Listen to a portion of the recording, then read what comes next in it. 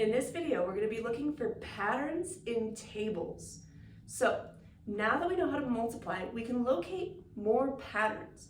Sometimes the patterns can be an addition or a subtraction pattern. Sometimes they can be a multiplication pattern. So in my first table, this one's going horizontally. I'm going to look for what's called corresponding pairs. These are groups that go up and down. So I have 2 and 4.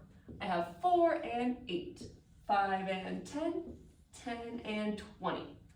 It helps to circle our corresponding pairs so we know which ones we're looking at. So now I want to think, are my numbers getting bigger or are they getting smaller? From 2 to 4, I know that that's getting larger.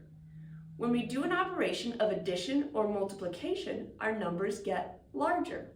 So I know this could be addition or multiplication.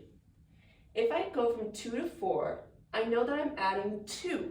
So it could be plus 2. But I have to check the other corresponding pairs. Does my rule of plus 2 work? If I do 4 plus 2, 4, 5, 6, that doesn't work. Maybe it's multiplication. If I do 2 times 2, I get 4. If I do 4 times 2, I get 8.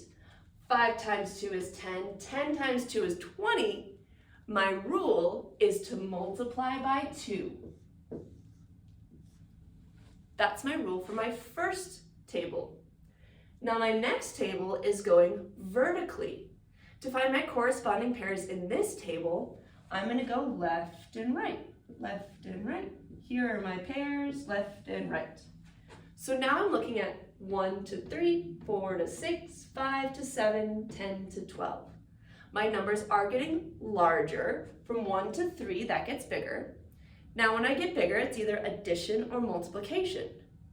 1 plus 2 gets me 3, but does that work for my next set? 4 plus 2 gets me 6, 5, 6, 7, 10, 11, 12. Okay, so if my rule of plus 2 works for every single one of my corresponding pairs, I know that my rule for this table is plus 2.